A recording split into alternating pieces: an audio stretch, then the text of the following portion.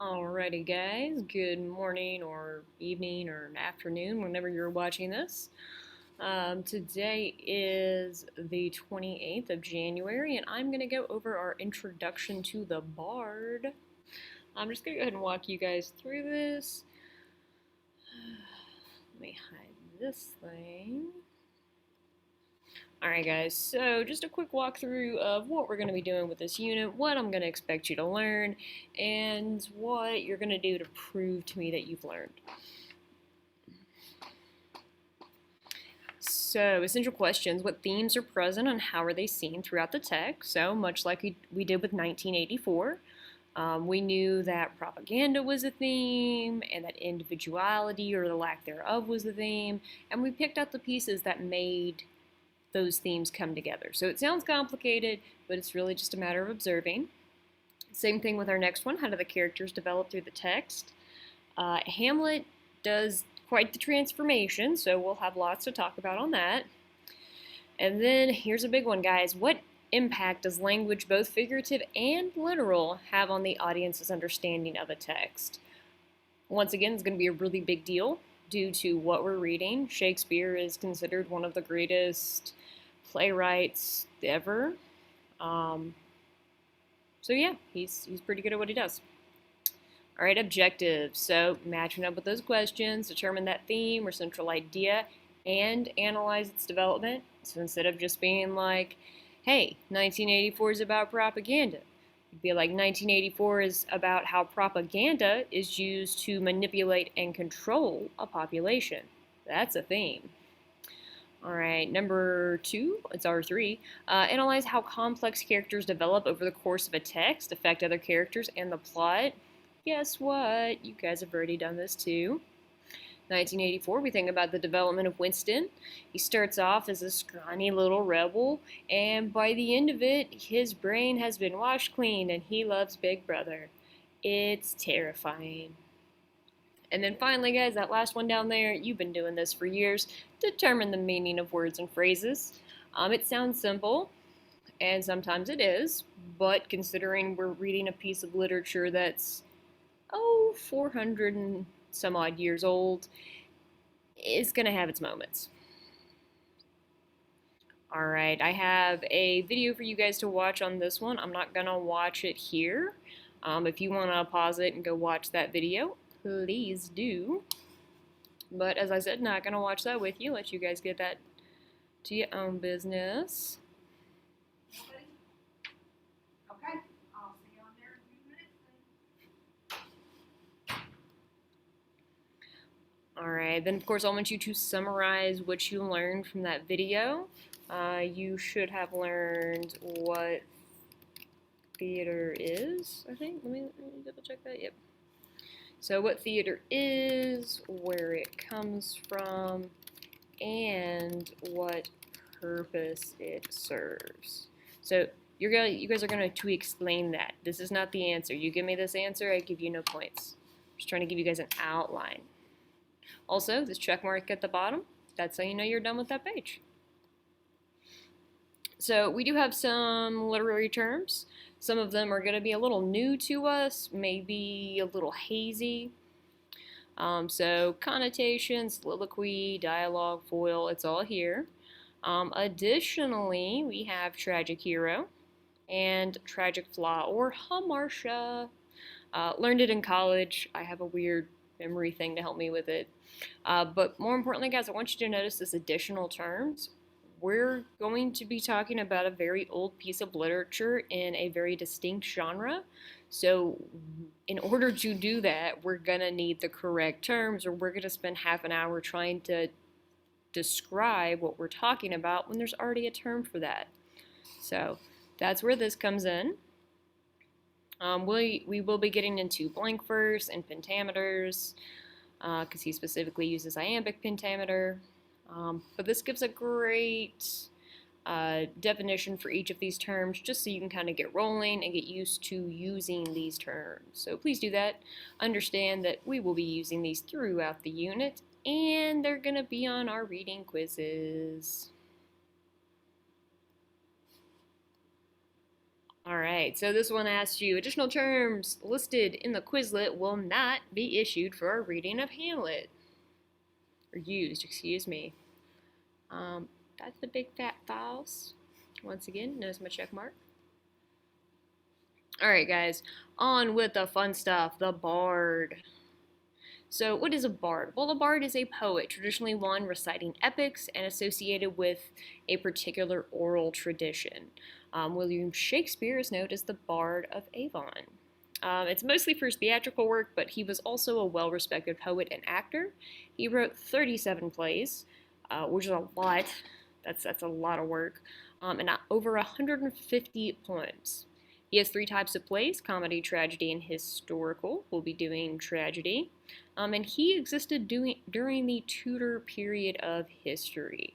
So think like Henry VIII, Elizabeth I. Those are the people who are ruling his lives, basically. All right, so the exact date of his birth, we have no clue.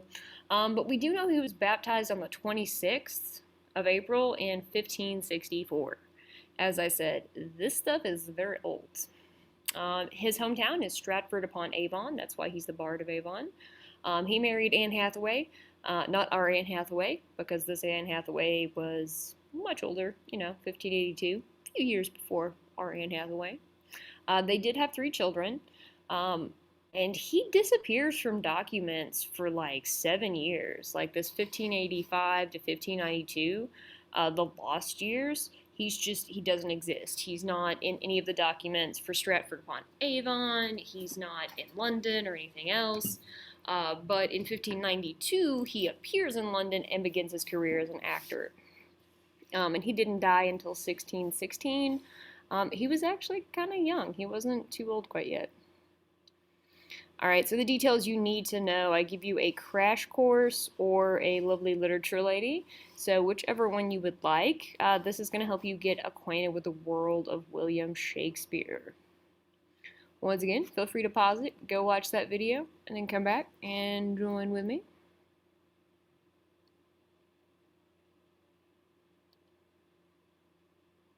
All right, Hamlet. So this is one video I will watch with you mainly because it is short.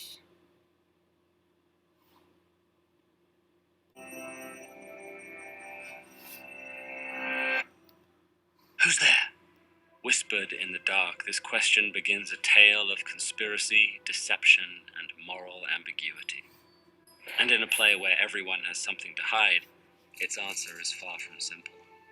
Written by William Shakespeare between 1599 and 1601, Hamlet depicts its titular character haunted by the past, but immobilized by the future.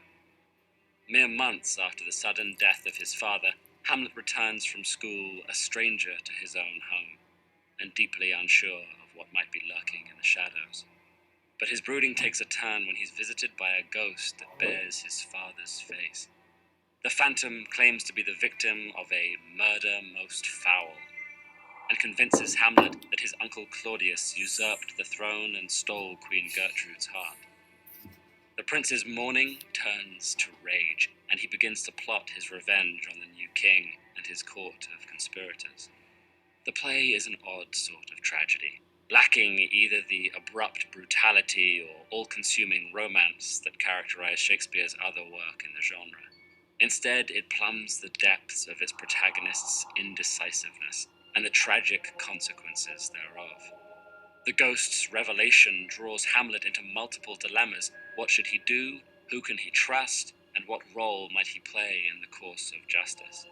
These questions are complicated by a tangled web of characters, forcing Hamlet to negotiate friends, family, court counselors, and love interests, many of whom possess ulterior motives. The prince constantly delays and dithers over how to relate to others and how he should carry out revenge. This can make Hamlet more than a little exasperating, but it also makes him one of the most human characters Shakespeare ever created. Rather than rushing into things, Hamlet becomes consumed with the awful machinations of thinking itself. And over the course of the play, his endless questions come to echo throughout our own racing minds. To accomplish this, Shakespeare employs his most introspective language, from the usurping king's blazing contemplation of heaven and hell To the prince's own cackling meditation on mortality, Shakespeare uses melancholic monologues to breathtaking effect. This is perhaps best exemplified in Hamlet's most famous declaration of angst. To be or not to be? That is the question. Whether 'tis nobler in the mind to suffer the slings and arrows of outrageous fortune, or to take arms against a sea of troubles, and by opposing, end them. This monologue personifies Hamlet's existential dilemma, being torn between thought and action, unable to choose between life and death. But his endless questioning raises yet another anxiety. Is Hamlet's madness part of a performance to confuse his enemies? Or are we watching a character on the brink of insanity? These questions weigh heavily on Hamlet's interactions with every character, and since he spends much of the play facing inward, he often fails to see the destruction left in his wake. He's particularly cruel to Ophelia, his doomed love interest who was brought to madness by the prince's erratic behavior. Her fate is one example of how tragedy could have been easily avoided and shows the ripple effect of Hamlet's toxic mind games. Similar warning signs of tragedy are constantly overlooked throughout the play. Sometimes these oversights occur because of willful blindness, such as when Ophelia's father dismisses Hamlet's alarming actions as mere lovesickness. At other points, tragedy stems from deliberate duplicity, as when a case of mistaken identity leads to yet more bloodshed. These moments leave us with the uncomfortable knowledge that tragedy evolves from human error, even if our mistake is to leave things undecided. For all these reasons, perhaps the one thing we never doubt is Hamlet's humanity. But we must constantly grapple with who the real Hamlet might be. Is he a noble son avenging his father, or a mad prince creating courtly chaos? Should he act or observe, doubt or trust? Who is he? Why is he here? And who's out there, waiting in the dark? Here's a question for you. Do you prefer Shakespeare's comedies or his tragedies? Register your vote by clicking one of these videos.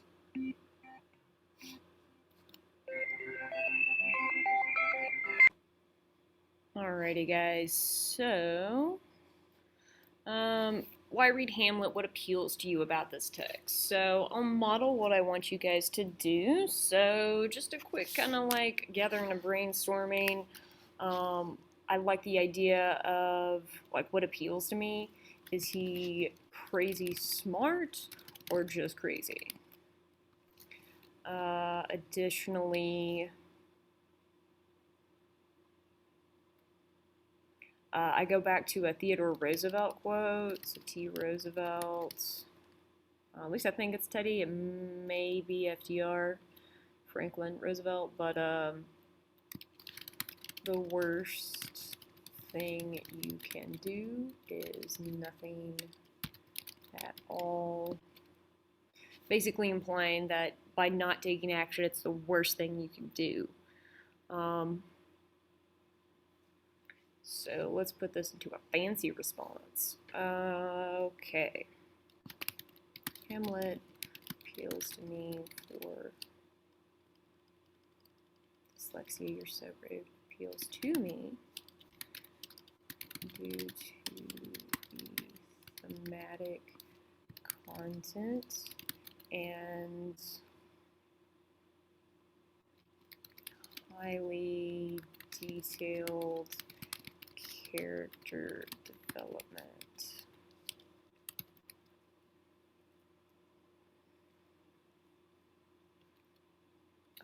This build up of psych forces, insights into the intrapersonal motives of Hamlet,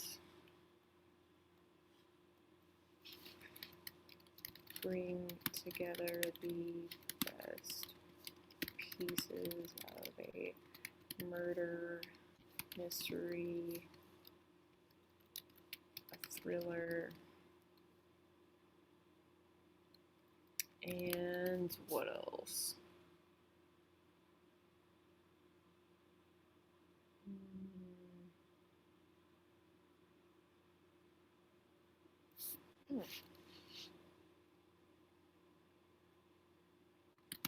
Fiction. General.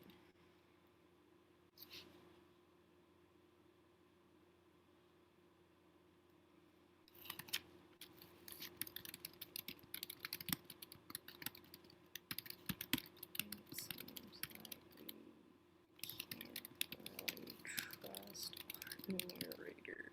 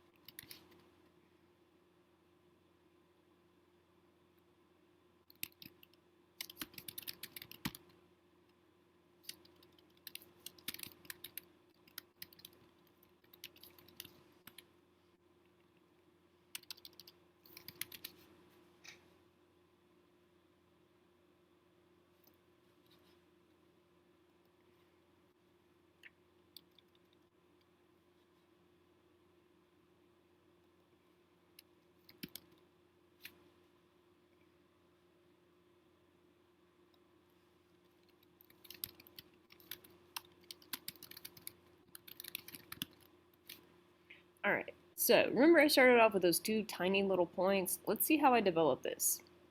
Hamlet appeals to me due to the thematic content and highly detailed character development. Yet even with all of this development, it seems like we can't really trust our narrator. This buildup of outside thematic forces, as Hamlet fails to take action, plus the insights into his interpersonal motives,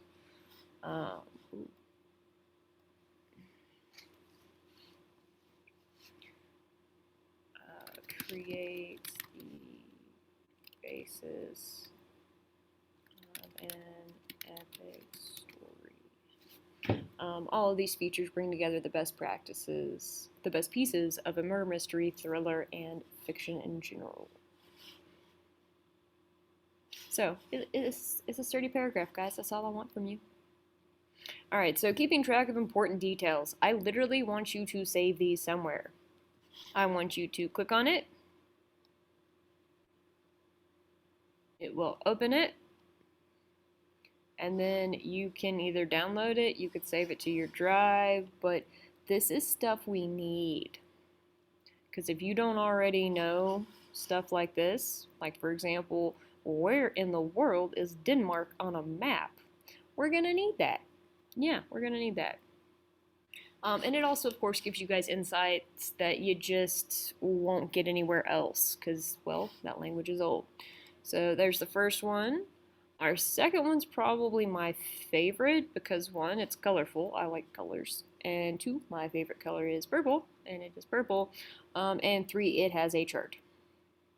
So you can actually like keep track of like who is attached to who and by how and by what.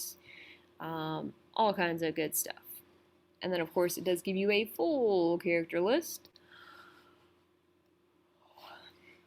And then finally, guys, I have just a super basic one for you just for quick reference. This will be super useful if you notice at the bottom. We have motifs, literary elements, structure, and setting. So this will be very helpful as we start to analyze the text and ask deeper questions, making those connections. You can just flip back through here and be like, ah, smokes, what was I supposed to be looking for? And you can look over this and be like, oh yeah, Hamlet did kill that one guy. That's definitely a sign of madness, corruption, appearance versus reality, morality. Yeah, we could just talk about that. Not to spoil anything, because, yeah, that's what Hamlet do. Alright, so how to read Shakespeare. I give you guys a quick video on that. I know it's old, but I promise you can do it. And then, of course, after you watch that video, I want you to tell me about the concerns you have about reading Hamlet. Be specific. Are you concerned about the length or the format? It's a drama.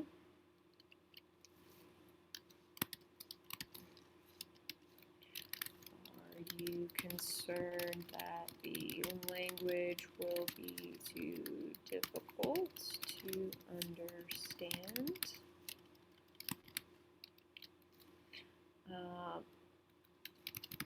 And then tell me why you have those concerns.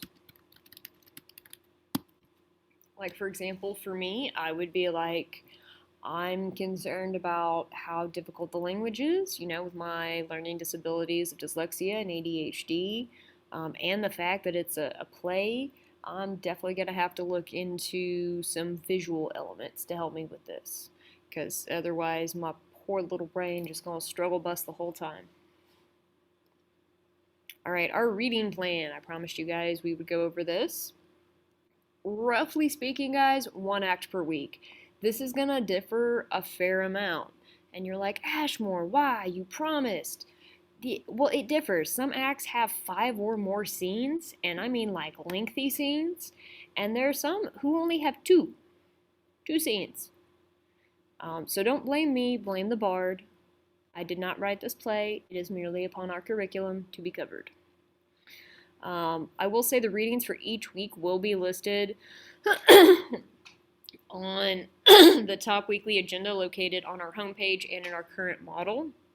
So they'll be listed. So I'll tell you to read Act 1, Scene 1, Act 2, Scene 2, things of that nature. But before we totally flip out, you can choose from 3 different formats to read individually. I know I mentioned this the other day, but I just want to reinforce that you have choices. Don't come at me with this, oh, it's too hard, oh, I need this, I need that, when I've provided you both this and that. If you need additional resources, that's one thing, but if you haven't at least looked over the graphic novel and manga, I suggest you do. Because you get to choose what you read individually, but I will say we'll be using the No Fear Shakespeare in class, because we've got to analyze language, so just be aware of that. All right, mini projects. I will say I'm still potentially on the fence about how to score these exactly, but we will be doing 1 mini project per act. They will be treated and scored as quizzes. If you remember our last video, I basically just double it between, like, the scores between the different assignment types. So technically that would mean as a quiz it's worth 100 points for each entry, and then the test is going to be worth like 500 when you have that completed portfolio. This is where I enjoy weighted grades, because we don't have to have these crazy big scary numbers like 500. But at very least the portfolio is going to be worth 300 or more. I'm not entirely sure. I may drop the Act 1 like score to like maybe 75 points per entry, something like that. But moral of the story, you'll still be doing 1 per. You can also choose a different project for each act. I'll show you that in a second, but it's your responsibility to keep track of those choices and changes. So here's definitely one of the slides I'm most interested in from you guys. Which mini project are you most interested in? Notice we have our good old drag and drop. So I'll walk you through them once again. Write a poem or songs about each act, 2 per act. It has to include the turmoil of Hamlet. It's optional but favored that these also have a recording. Music connections, so soundtrack for 5 major characters in each act. So you're making 5 soundtracks. I think there's 4 or 5 songs apiece. Next we have a recreate it. Think of that weird Little Mermaid thing I showed you that I know has been going around TikTok too. You can choose to act out a scene, especially if you have someone you quarantine with, like a friend or a sibling that would be willing to have some fun with it. Props and costumes don't need to be authentic, but we need to get the idea of what's going on. Much like our bearded Little Mermaid, he had a red wig and a seashell bikini top. So it was pretty clear that he was Ariel, despite all of the other confusing things. Next, guys, just a traditional written 1 to 2 page diary. It has to be from Hamlet's perspective. Next, we have media connections. It's similar to our media responses, but it's different because these have to be original. The one thing I might bend on a little bit is the GIFs, but you guys do Snapchat and TikTok. It's well within your range to make a couple of short videos. And that's 3 or more per act. Next, we have podcasts. Create a podcast about Hamlet as if you were a reporter or background character talking about the events as they unfold. Only one of those per act, so that's not too bad. It has to be between 5 and 15 minutes. And then last but not least, art or sketched diary. That's 2 large, full images of multiple concepts, or at least 4 separate images with explaining paragraphs. So notice though I moved this around, I've not marked anything. Please mark something. I would hate to go back through and take off points for something so petty, but I would. For me, probably recreate. I would make my husband and one of the buddies I quarantine with help me out. I'd be like, cool, so you're going to be Polonius, and I'm going to be Hamlet, and it's about to get crazy. And then finally, guys, what are your thoughts or concerns about the mini projects for this reading? So it could be anything from point value, composition, anything. Just if you have questions, this is the place to lay them out, because when we meet again Tuesday, it's what I'm going to be addressing for you. So with that in mind, guys, I'm all done with you, and I hope you have a good day, and I will see you soon.